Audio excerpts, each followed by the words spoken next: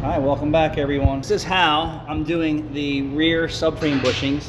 I air chiseled the other ones out.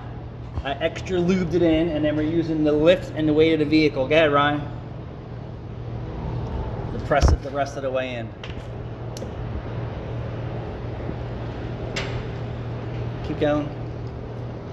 Keep going. You are in. All right, go back up. Yay, yay, yay, Meineke. All right, now lower it back down again. Yep.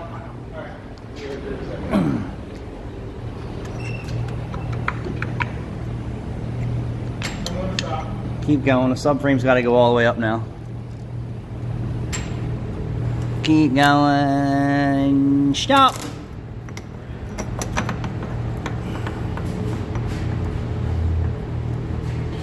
All right. What fun.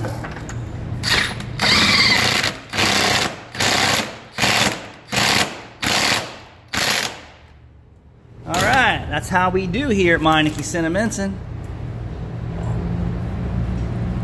Thanks for watching, everyone.